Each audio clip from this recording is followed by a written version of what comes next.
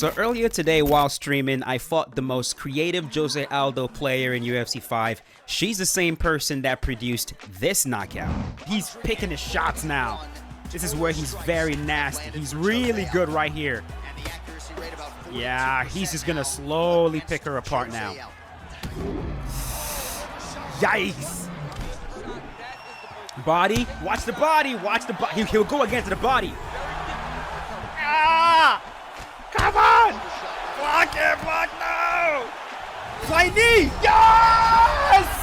Yes! I called it! Yes! Oh my God! Yes! That is, oh my God! Wow! She's very, very good. Her striking is very good. Her Jose Aldo is a very unique and interesting Jose Aldo.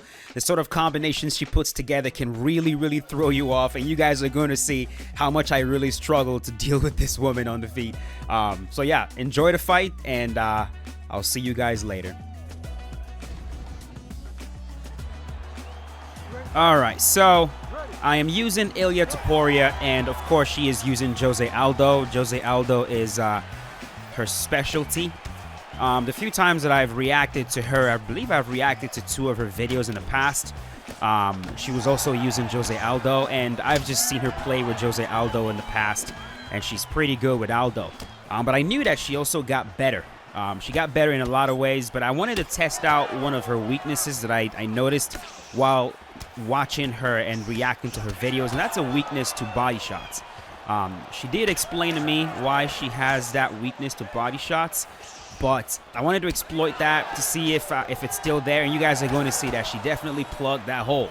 You will notice some of the things she was doing to deal with that. One of them was side stepping, using her side steps to get out the way from those teeps to the body. She was also doing a much better job of just countering and flashing the uppercut down the middle every time I go to attack the body. And then all of that coupled with some of the combinations she would throw on the feet. It's a very unique style. It can be very confusing to know. Like right there, you see that side step she hit right there? I went with a cross, a jab to the head followed by a cross to the body. She sidestepped the cross and countered. It's very little things like that she does that makes her very difficult to deal with. She goes for a roundhouse to the head right there.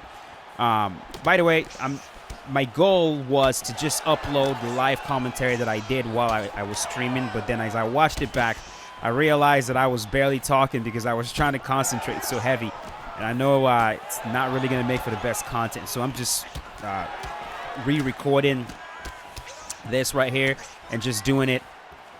Just try to give you guys my thoughts. Right there, I get rocked. Roundhouse to the head from the lead leg into the cross. Rocks me clean. And at this point, I'm just like, oh my goodness. She's reminding me so much of what I deal with when I'm fighting Anthony Romero. Right there, she does a very good job of sidestepping the front kick to the body. And right there, catches the kick. So she's clearly much better when it comes to defending against those body shots. She's also working the legs. As you can see right there, a roundhouse to the leg. She's trying to block so much better. Overhand into a roundhouse to the head from the lead leg. Like I said, I was starting to notice, man, okay, this is reminding me so much of what I deal with when I'm fighting someone like Romero. And a lot of times, the best way to deal with these guys is to have a diverse style of fighting. You know, you can't just focus only on striking. Unless you just really want to test your striking. But if you're trying to be competitive, you got to use everything the game has to offer. And I've mentioned before that this is something I'm trying to do a lot more in UFC 5. Right there, wheel kick to the head, rocks me. So clearly, I am just getting outstruck. Like, I am clearly getting outstruck on the feet by Faith. And right there, beautiful. Tees off to the body. First round, major success to her. Rocked me, I believe, twice, maybe 3 times.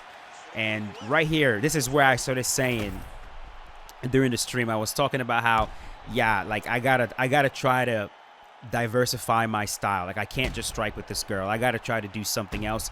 I was saying I need to fight her the way I fight Romero. And if I'm fighting Romero, I try to use everything in my power to try to get a win. You know what I mean? Like we gotta do it all.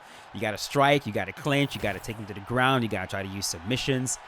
You got to use all that it has to offer. So I told her, you know, this next round, I'm bringing the whole game. It's not just going to be striking anymore. We touch gloves, and right away, I'm going to be looking to put her on her back. I clinch up, boom, toss her to the ground. And some people were saying in the chat, you know, to be careful because she knows how to grapple too, which I know. She's well-rounded. She knows what she's doing. But I figured that if I make her have to grapple as well, and it's not just a striking match, it's going to open up a lot. So right there, she tries to get up. I deny it. I enter an arm bar immediately. I'm trying to damage her submission bar as quickly as possible. I start to struggle, which gets her to panic and gets her to try to move. And so I drain her stamina all the way. I lock in the arm bar. She tries to race it, but that's not a race that's going to be successful. There we go. Back into full mount right there. I believe so she tries to escape. Okay, she gets it. Gets to half guard. I believe I attempted another submission right there. I passed to side control. Now, I definitely wasn't trying to, like, hold her in side control or anything like that. I definitely wasn't going to do that. So she is able to escape, gets herself to sprawl. Sprawl is a very good position to kind of go and give yourself a break. It's very easy to deny. Right there, I get rocked. I mean, as soon as the fight got back to the feet, I got rocked immediately. So I'm just like, bro, this is crazy, man. There are a few players in this game that really make me feel like this on the feet, to be honest. Romero is one of them. I get rocked again with a beautiful roundhouse into a spinning elbow, and I'm just like trying my very best to survive. As I'm watching this back, the only other weakness I would say with her striking is just her stamina management. It can definitely be exploited. I try to take her down again. She denies it. But make no mistake, bro, I was getting cooked on the feet. I was absolutely getting cooked on the feet. And I knew that for me to be successful in this fight, it can't just remain right here. All right, we got to play a mixed martial arts game. I go for the jab, jab.